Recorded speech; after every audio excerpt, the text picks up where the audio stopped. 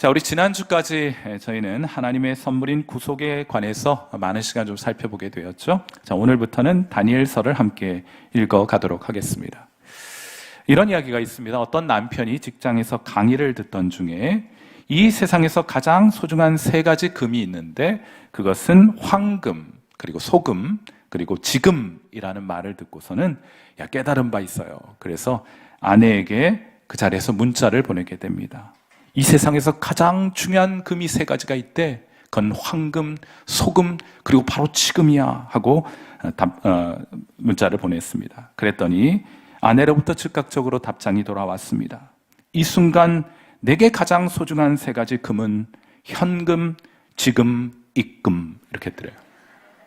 그래서 남편이 잠시 후 답장을 다시 보냈다고 하죠. 방금, 쬐끔, 입금 해가지고 보내주었다는 거예요. 우리 시대의 탁월한 신학자 가운데 알리스터 맥그라스라는 신학자가 있는데 그는 기독교 신앙을 정의하기를 신앙이란 기독교의 핵심에 있는 큰 그림을 포착하는 것에 가깝다. 그 비전에 이끌려 더 탐험하게 되는 것이 우리 신앙이다라고 말했어요. 신앙은 큰 그림을 가지게 되는 것입니다. 그런데 우리는 항상 지금의 문제에 함몰되어 있죠. 지금의 문제에 생각과 관심이 집중되어 있습니다. 자, 그렇게 과거와 미래가 단절된 채로 맞이하게 되는 현재는 언제나 불안한 것이고 그래서 염려하고 두려워하게 되는 것입니다. 현재만 바라보고 있기 때문에 당면한 문제만 붙들고 있기 때문에 우리는 불안하고 염려하고 걱정하고 두려워하게 되는 것이에요. 그러므로 우리가 이 불안의 문제로부터 벗어나기 위해서 우리는 다시금 우리의 과거와 현재와 미래를 연결해야 합니다. 고인 물은 썩게 돼요. 현재에만 집중하고 있는 여러분의 마음은 부패하게 됩니다. 그래서 염려하고 근심하고 걱정하게 되는 거예요. 현재와 현상에만 매여 있는 신앙은 그러므로 불안합니다. 그렇기 때문에 신앙의 물줄기가 과거로부터 현재를 통과하여 미래를 향해 흘러가게 만들어 주셔야 돼요. 하나님께서 과거에 무엇을 하셨고 지금 무엇을 하고 계시고 또 앞으로 어떠한 일들을 하실 것인지 이루어 가실지 보아야 합니다. 큰 그림을 가지셔야 돼요. 그리고 그 큰 그림 안에 우리 자신을 위치시켜 놓아야 합니다. 이 일을 위해서 다니엘서보다 더 좋은 책은 없다 생각을 해요. 왜냐하면 다니엘서는 그러한 목적을 위해 기록된 책이기 때문입니다. 오늘 그 첫 시간으로 제가 세 가지 요점을 가지고 다니엘서의 첫 관문을 열어보도록 합니다. 첫째 설교 요점은 이것인데 다니엘서는 위로와 소망을 주시기 위하여 하나님께서 우리에게 허락해 주신 책이에요. 보통 다니엘서를 예언서에 분류하기도 하고 또 특별히 묵시록이라고 부르기도 합니다. 이와 유사한 성경책이 신약에도 한 권 있는데 혹시 여러분 그 책이 어떤 책인지 아십니까? 바로 요한계시록이라는 책이죠. 이 책을 이렇게 시작합니다. 요한계시록 1장 1절 말씀 우리 같이 한번 읽어볼게요. 같이 읽습니다. 시작. 예수 그리스도의 계시라 이는 하나님이 그에게 주사 반드시 속히 일어날 일들을 그 종들에게 보이시려고 그의 천사를 그 종 요한에게 보내어 알게 하신 것이라 그것을 기록해 놓은 것이 요한계시록이라 하고 말하고 있는데 여기 계시라고 쓴 표현은 묵시라고 하는 것과 똑같은 표현입니다. 자, 그런데 잠시 후 요한계시록 1장 3절에 가면 이런 말씀 등장합니다. 이 예언의 말씀을 듣는 자와 읽는 자와 듣는 자와 그 가운데 기록한 것을 지키는 자는 복이 있나니 때가 가까움이라 하고 말하여 요한계시록이 예언서라는 것을 이 말씀이 우리에게 선포하고 있죠. 그럼 요한계시록은 묵시입니까? 예언서입니까? 뭐 이런 질문 받게 되는데 정답은 둘 다입니다. 예언은 묵시보다 조금 더 넓은 의미의 개념이에요. 둘 다 장차 일어날 일들에 대한 기록이 맞습니다. 그러니까 묵시는 예언의 한 종류예요. 예언의 종류가 여러 가지가 있습니다만 그 중에 아주 특별한 종류의 예언을 우리가 묵시라고 부르게 되는 거예요. 어떤 차이가 있느냐? 사실 답은 우리가 함께 읽은 요한계시록 1장 1절에 이미 소개되어 있습니다. 다시 한번 이 말씀을 보세요.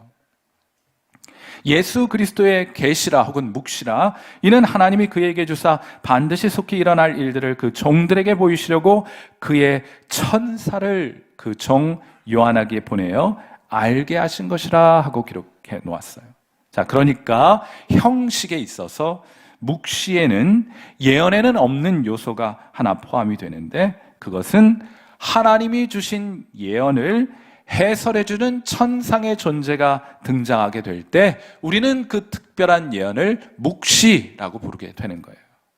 그건 다니엘서도 마찬가지입니다. 예컨대 다니엘서 8장 16절 말씀 우리 같이 한번 읽어보죠.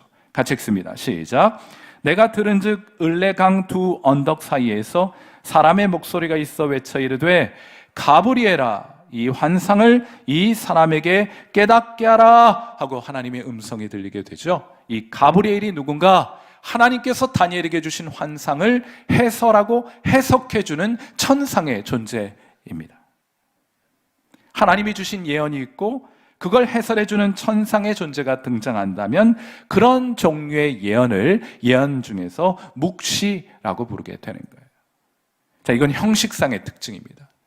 두 번째로 내용상에 있어서도 두드러진 특징이 하나 있는데, 그건 묵시의 배경에는 언제나 암울한 현실이 놓여 있다는 것이 묵시의 공통적인 특징이 되는 거예요. 도저히 믿음을 지키며 살아갈 수 없을 정도의 절망스러운 상황이 그 배경에 놓여 있는 예언서를 우리가 보통은 묵시라고 부르게 되는 거예요. 그러니까 하나님의 백성이 인생길 걸어가다가 전후 좌우가 꽉 막히게 되면 하나님의 백성은 한 군데 볼 곳이 남아있죠. 어디입니까? 바로 하늘을 바라보게 돼요. 이 상황에서 하늘을 바라보게 되면 하늘이 열려요. 그리고 그 열린 하늘로부터 하나님의 음성이 들리게 됩니다. 그 음성을 기록해 놓은 책이 바로 묵시라는 책이 되는 거예요. 그러므로 인생의 위기를 만난 사람들, 인생이 전후좌우 막혀서 이제 어디로 가야 할지 알지를 못하는 그런 암울한 현실을 직면하고 있는 성도들이 가까이 하면서 읽고 위로와 소망과 능력을 얻어야 될 책이 바로 다니엘서와 요한계시록과 같은 묵시의 책들이에요. 여러분들은 산을 타는 것을 좋아하는지 모르겠는데 전문적인 산악인들은 날씨가 맑은 날이면 평소보다 훨씬 더 수월하게 산을 오른다고 합니다. 왜요? 산의 정상이 보이기 때문에요. 그래서 시선은 항상 위를 향하게 되고 발걸음은 경쾌하고 가벼워지고 동료들은 서로 우정을 다지게 된다고 합니다. 반면에 날씨가 흐리고 구름이 짙게 깔린 날에는 산을 오르는 일이 평소보다 훨씬 더 힘들어지게 된다고 합니다. 왜요? 시선은 어디에 고정됩니까? 땅에 고정이 되는 것이고 발걸음은 무겁고 서로를 향한 불평은 늘어나게 된다고 합니다. 왜일까요? 산의 정상이 보이지 않기 때문입니다. 여러분, 그건 우리 신앙도 마찬가지예요. 우리는 거룩한 산 시온의 정상을 향해 길을 떠난 사람들입니다. 우리도 산을 오르기는 마찬가지예요. 우리 인생 살아가고 신앙의 길 걸어가는 동안 맑은 날도 있겠지만은 때로는 앞이 보이지 않는 굳은 날도 있을 것입니다. 막막한 날도 있을 것이에요. 어쩌면 우리가 이제 곧 맞이하게 될 2023년이 그런 해가 될지도 모르겠습니다. 정치, 경제, 사회, 그리고 우리의 신앙 모든 곳에서 우리의 건강, 우리의 재정 상태 그 모든 면에서 낙심과 상실과 절망의 순간을 맞이할 수도 있을 것입니다. 그때 성도들이 꼭 기억하고 펼쳐 읽어야 할 책이 한 권 있습니다. 그것이 바로 다니엘서이고 그것이 제가 다니엘서를 여러분과 함께 매주 함께 읽어가기로 선택한 이유이기도 합니다. 우리는 이 책을 통해 막막한 인생, 암울한 현실에도 여전히 하나님이 살아계심을 이 책을 통해 확인하게 될 것입니다. 그분이 우리 역사와 우리 인생의 주인이 되어주셔서 지금도 선한 일을 이루어가고 계심을 우리는 확인하게 될 것입니다. 성도는 하늘을 바라볼 때 위로를 받는 사람들이에요. 성도는 현실에 함몰되어 있으면 염려와 근심하게 되는 사람들입니다. 성도는 하늘을 바라볼 때 위로를 받도록 하나님께서 그렇게 우리를 만들어 놓으셨어요. 하나님을 기억할 때 소망과 능력을 얻게 되는 사람들이 바로 저와 여러분 예수 믿는 하나님의 사람들의 특징입니다. 부디 우리 매주 다니엘서를 함께 읽어가는 동안 이런 일들이 위로를 얻고 소망과 능력을 주님으로부터 얻게 되는 귀한 은혜가 저와 여러분에게 있게 되기를 주님의 이름으로 축원해 드립니다. 이것이 첫 번째 요점이라면, 두 번째, 우리 오늘 본문으로 돌아가서 다니엘은 바벨론의 포로로 잡혀갔습니다. 다니엘이 어떤 사람이었는가? 히브리 사람들은 셈족이라고 불러요. 셈이라는 것은 이름이라는 뜻입니다. 이름을 참 중요하게 생각하는 민족, 그래서 셈족이라고 불러요. 특히나 성경에 많은 등장인물들이 등장하게 되는데, 등장인물들의 이름은 그냥 임의로 지어진 이름들이 아닙니다. 여러분, 아브라함, 사라, 또 이삭, 이런 이름들이, 야곱, 이런 이름들이 그냥 임의로 지어진 것이 아니잖아요. 성경 스토리에 딱 맞도록 지어진 이름들이 아닙니까? 자, 그러니까 성경을 이해하는데 조미료 같은 역할을 해주는 것이 이 등장인물들의 이름이에요. 그러므로 이름의 의미가 무엇인지를 잘 살펴보는 것은 성경을 읽고 이해하는데 매우 유익한 것이라고 말씀드릴 수가 있겠습니다. 먼저 그렇다면 다니엘이라는 사람의 이름의 의미는 무엇인가? 그것은 하나님은 나의 심판자시라 하는 뜻이에요. 따라서 해보세요. 하나님은 나의 심판자이십니다. 재판관이라는 뜻이에요. 여러분, 우리 짧게는 짧고 또 길다면 긴 인생 살아오면서 억울한 일 좀 많이 있죠?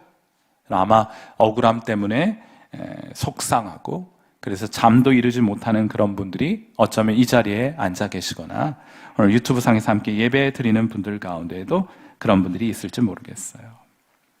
우리 억울한 일 당하면 어떡합니까? 그 억울함 풀자고 일일이 사람들 쫓아다니면서 멱살 잡고 머리채 잡는 거, 이 세상 사람들이 억울함을 풀기 위해서 흔히 하는 일들 아니에요? 여러분, 그건 무슨 말입니까? 이 상황과 이 문제에 대한 재판장이 나다라는 것을 보여주는 거잖아요.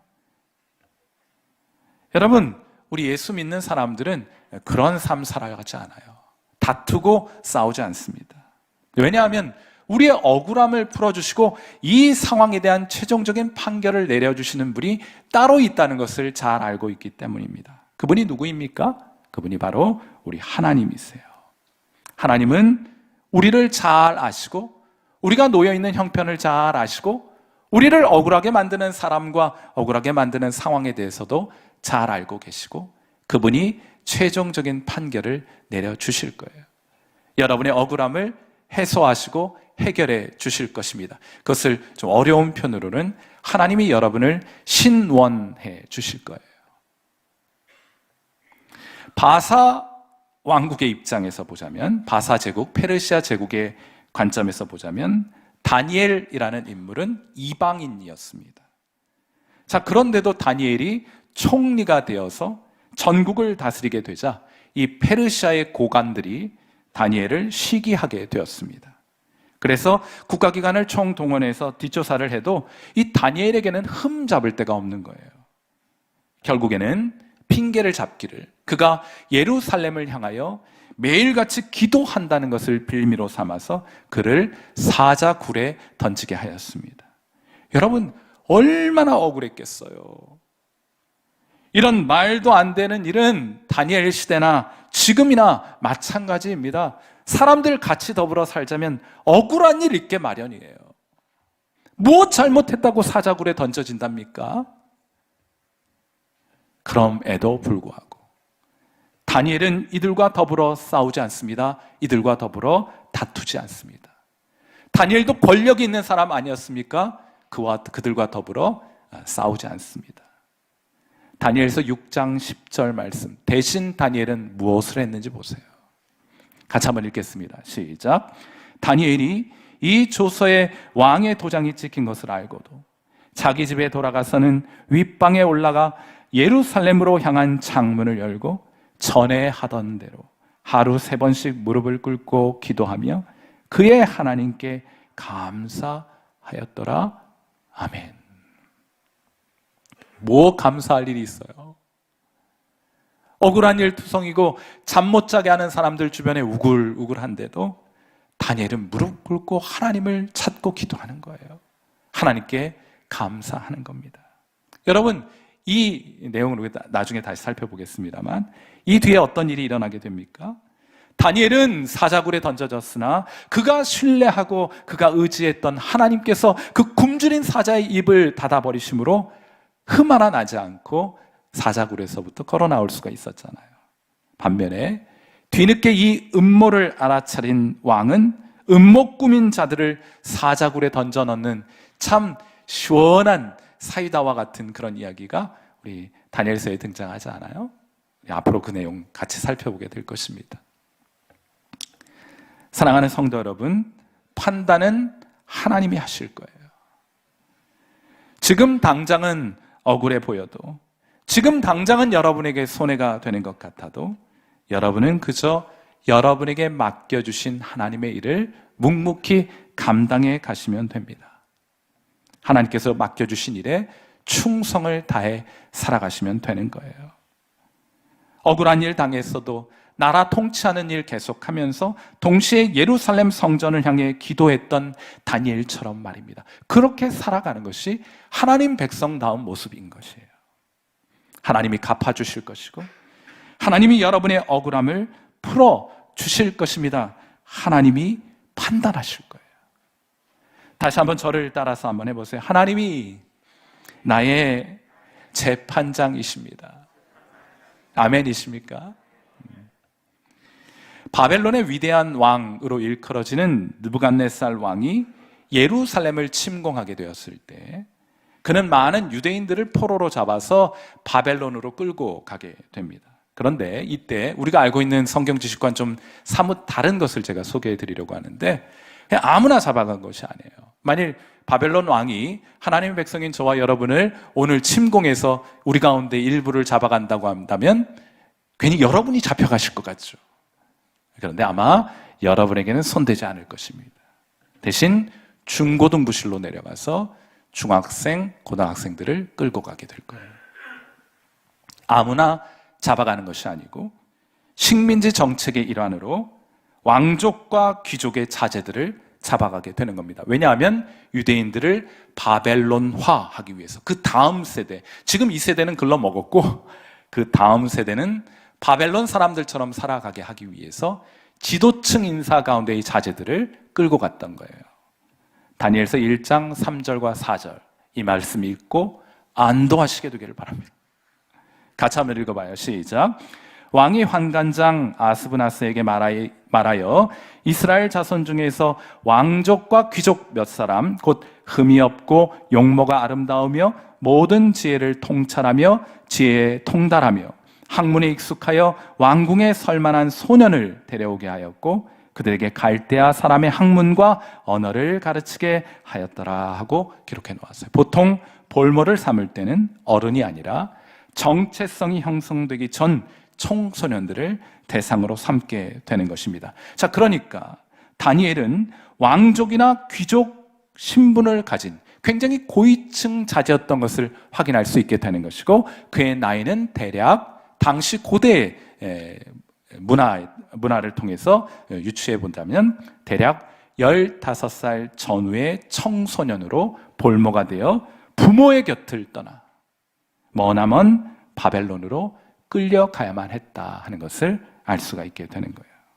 그리고 그는 오랫동안 왕궁에 머물면서 활약을 하게 되는데 느부갓네살, 바벨론의 느부갓네살 왕 때 잡혀가서 페르시아의 왕 고레스 3년까지 활동했던 기록이 다니엘서에 남겨 있습니다. 자, 그렇다면 고레스 3년, 고레스 왕 제3년이 되었을 때 다니엘의 나이가 몇 살이었는가? 그의 나이 84살이었던 거예요. 우리는 다니엘서를 읽으면 한 시대를 살았던 다니엘의 모습만 상상하지만은 다니엘서는 그의 청소년기부터 그의 노년에 이르기까지 70평생의 기록을 담고 있는 것이 다니엘서인 거예요. 자, 근데 신기하지 않습니까? 여러분은 아마 지금까지 다니엘을 읽으시면서 다니엘은 고정된 나이를 가진 어떤 선지자였다고 생각하고 다니엘서를 읽으셨을 거예요. 시차를 느끼지 못하셨을 겁니다. 왜 그런 현상이 나타난 줄 아세요? 다니엘은 한결같은 마음으로 하나님을 섬겼기 때문입니다. 청소년의 때나 노년의 때나 다르지 않았어요. 예루살렘에 있을 때나 바벨론에 있을 때나 다르지 않았습니다. 그의 신분이 낮을 때나 높을 때나 다르지 않았습니다. 나이 젊었을 때나 나이 많았을 때나 다르지 않았어요. 형편 좋았을 때나 형편 좋지 않았을 때 다르지 않았습니다. 그는 언제나 한결같은 모습으로 하나님을 섬겼던 것이에요. 이걸 충성이라고 부른다면 다니엘의 사람됨을 가장 잘 요약해 줄 수 있는 단어는 바로 충성이라고 말할 수 있는 것입니다. 하나님은 사람을 찾습니다. 그러나 하나님은 성공할 사람을 찾는 것이 아니에요. 나이와 사는 장소, 신분이나 형편, 하나님께는 하나 중요하지 않습니다. 하나님이 찾으시는 사람은 언제나 동일합니다. 성경 창세기부터 요한계시록까지 살펴보세요. 하나님이 이 땅 가운데 능력 있고 재력 있고 학식 있는 사람들을 선호하는 분이 아닙니다. 하나님은 외모를 보지 않으셔요.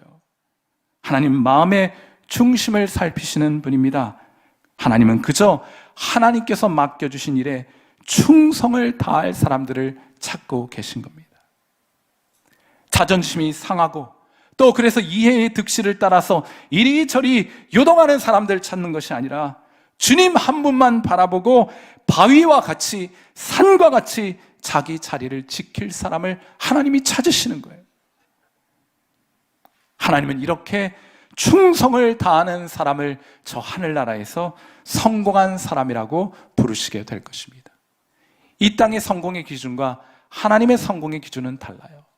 하나님은 충성된 자를 성공한 사람이라고 부르시는 줄 믿습니다. 그리고 저와 여러분이 하나님 앞에 성공적인 인생, 충성스러운 하나님의 사람으로 살아가는 귀한 은 있게 되기를 주님의 이름으로 축원해 드립니다. 아버지께서 참 성견지명이 있으셔서 제 이름 한복판에 충성충 하나 새겨주신 것이 얼마나 감사한 줄 몰라요. 이야기가 더 곁길로 가기 전에 오늘 설교의 마지막 요점을 말씀드리겠습니다. 다니엘은 포로로 잡혀가서도 하나님을 향한 신앙을 고백했던 사람이었습니다. 바벨론의 포로로 잡혀오자마자 느부갓네살 왕은 다니엘의 이름부터 바꿨어요. 다니엘서 1장 7절 말씀 봅니다. 환관장이 그들의 이름을 고쳐 다니엘은 벨드사살이라 하고 하나냐는 사드락이라 하고 미사엘은 메삭이라 하고 아사랴는 아벤느고라 하였더라. 여기 이름을 잘 보시면 L자가 들어간 건 하나님이라는 뜻이에요. 모음 야자가 들어간 것은 여호와라는 뜻입니다.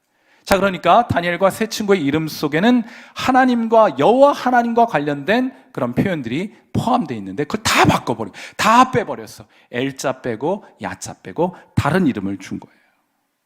다니엘은 특별히 벨드사살이라 불렀습니다. 다니엘은 아까도 말씀드렸던 것처럼 하나님이 나의 재판장이십니다 이런 뜻인데 벨드사살이란 무슨 뜻인가? 이방의 신이 그의 생명을 보호하게 될 것이라 하는 뜻이에요. 하나님을 바꿔버린 거예요. 그건 다니엘의 친구들도 마찬가지였습니다. 그리고는 이들에게 3년 동안 바벨론 왕궁의 교육을 받게 합니다. 이때 다니엘은 이렇게 하기로 해요. 자, 다니엘서 1장 8절 여러분 같이 한번 읽어봐요. 같이 읽습니다. 시작. 다니엘은 뜻을 정하여 왕의 음식과 그가 마시는 포도주로 자기를 더럽히지 아니하리라 하고 자기를 더럽히지 아니하도록 환관장에게 구하게 되는 일이 있게 됩니다. 왕의 음식을 거절하고 왕이 상에서 나오는 고기를 거절하고 포도주를 거절하게 돼요. 그리고 대신 채식을 하기로 선택한 것입니다. 자, 그런데 흔히들 여기 왕의 음식이 왜 음식과 포도주를 거절했느냐 이것에 대해서 이것이 우상에게 바쳐진 제물이어서 그것 먹는 것이 신앙적으로 불결하게 하는 것이기 때문에 다니엘은 그 음식을 거절했다 이렇게들 알고 계신데 제 생각엔 꼭 그렇지만은 않은 것 같아요. 왜냐하면 다니엘이 먹겠다고 선택한 곡물과 채소도 먼저는 우상 신에게 드려지고 난 다음에 먹게 되는 음식이었기 때문입니다. 그건 마찬가지였기 때문이에요. 자, 그럼 왜 우리 이 구절을 어떻게 이해하는가? 그것을 이렇게 정의를 해볼 수 있을 것 같아요. 다니엘은, 잘 들어보셔요. 다니엘은 그것이 옳기 때문에 그렇게 하기로 한 것이 아니라 자기 신앙을 고백하기 위해 다만 그렇게 하기로 뜻을 정한 것이다 하는 거예요. 뜻을 정한 것이다. 예를 들면 이런 겁니다. 여러분, 주일 성수 꼭 해야 합니까? 1분단 우리 성도 여러분, 주일 성수 꼭 해야 합니까? 아멘 2분 하셨고, 아닌 분들은 끝까지 좀 남아주시길 바라겠습니다. 우리 4분단 여러분, 주일 성수 꼭 해야 하는 것입니까? 여기 좀 낫네요, 그죠? 여러분, 제가 질문을 바꿔 해볼게요. 주일 성수하면 구원 받습니까? 역으로 주일 성수하지 않으면 구원 잃습니까? 그것도 아니죠. 그런데 그 사실을 너무나 명확하게 알고 계심에도 불구하고 꼭 그렇게 하는 분들이 계세요. 왜 그렇게 하는 것입니까? 그분들은 주일 성수를 통해, 주일 예배를 거르지 않고 하나님 앞에 자신의 모습을 드러내는 것을 통해 내가 가장 중요하게 생각하는 것은 세상 재미가 아니고 세상 일이 아니고 세상 관계가 아닙니다. 내게는 하나님을 예배하는 것보다 더 중요한 것 없습니다 하는 신앙 고백을 선택한 거예요. 그렇게 하기로 선택한 겁니다. 또 하나 질문 던져볼게요. 11조 그거 해야 합니까? 또 마찬가지예요. 여러분, 그런데 여러분이 생각하는 것보다 훨씬 더 많은 교인들이 11조의 생활을 하고 있습니다. 11조 하면 하나님이 여러분에게 돈 더 많이 주시기 때문에 그렇게 하는 겁니까? 아니에요. 그분들은 11조의 생활을 철저하게 지켜 살아가는 분들은 하나님께서 그렇게 주시든 주시지 않든 관계없어요. 하등 관계가 없습니다. 그럼에도 불구하고 왜 그렇게 11조의 삶을 철저히 살아가려고 하는 것인가? 그것은 돈은 내게 참 좋은 것이지만 하나님보다 더 좋을 수는 없습니다. 내게는 돈보다 하나님이 훨씬 더 중요한 분입니다 하는 신앙 고백을 하고 있는 거예요. 먼저는 자기 자신에게, 하나님 저 이거 없어도 삽니다. 그러나 전 하나님 없으면 못 삽니다 하는 것을 그렇게 신앙 고백의 형식으로 11조의 형태로 그렇게 하나님 앞에 신앙을 고백하는 것이에요.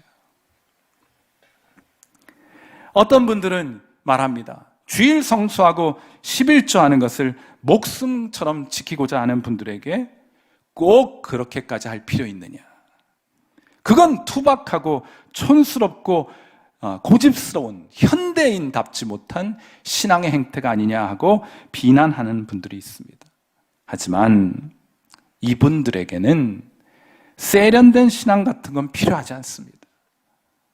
다만 자신들이 정한 뜻으로 그들이 섬기는 하나님을 가장 귀한 분으로 인정할 수만 있다면, 드러낼 수만 있다면, 그분의 영광을 나타낼 수만 있다면 그것으로 충분한 거예요.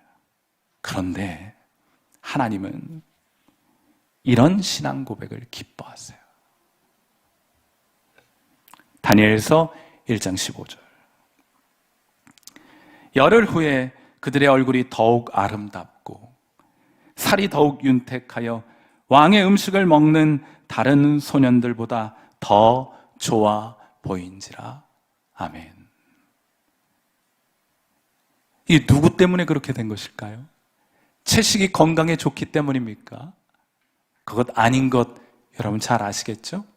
하나님 살아계셔서 그렇게 뜻을 정하고 바벨론 땅 아무도 하나님을 인정하지 않는 그곳에서 하나님의 살아계심을 드러내며 자신의 신앙을 지키기로 뜻을 정했던 다니엘과 하나님 함께 하셨기 때문에 나타난 현상 아니겠어요? 저는 여러분에게 묻고 싶습니다. 여러분이 섬기는 하나님은 여러분에게 얼마나 귀한 분이십니까? 여러분에게서 무엇을 보면 그걸 알 수 있을까요? 여러분의 어떤 모습을 보면 여러분에게 하나님은 이만큼 중요한 분이시다 하는 것을 알 수 있을까요? 여러분은 어떻게 하기로 하나님 앞에서 뜻을 정하셨습니까? 그 정하신 뜻, 그 신앙 고백, 이 세상에 빼앗기지 마시고 타협도 하지 마시고 하나님을 기쁘시게 하는 일에만 충성을 다하시는 여러분 되시기를 주님의 이름으로 축원해 드리고, 하나님은 이런 고백을 기뻐하시고 이런 자들과 함께 하셔서 이런 자들을 사용하는 하나님이신 줄 믿습니다. 하나님이 여러분과 함께 하시기를 주님의 이름으로 축원해 드립니다. 우리 함께 기도하겠습니다. 우리 반주 들으시면서 함께 기도하죠. 어떤 상황 속에서도 하나님 바라보고 의지하여 소망과 능력을 늘 얻는 하늘 백성으로 살아가도록 기도하시고, 심판은 주께 맡기고요, 억울한 일 있죠, 손해를 보신 일들이 있죠, 그것 때문에 잠 못 이루게 되는 일들이 있죠, 그거 붙들고 계지 마시고 심판자이신 하나님께 다 맡겨드리세요. 그리고 대신 이 땅에서의 성공이 아니라 여러분은 하늘에서의 성공을 위해 오늘도 충성을 다해가는 삶을 선택하실 수 있길 바랍니다. 하늘을 향한 우리 신앙의 뜻을 정하고 타협하지 않는 그런 신앙으로 주님 앞에 충성을 다해 살아가는 성도 되기 위하여 오늘 우리 시간 함께 통성으로 기도하는 시간 같습니다. 기도하겠습니다.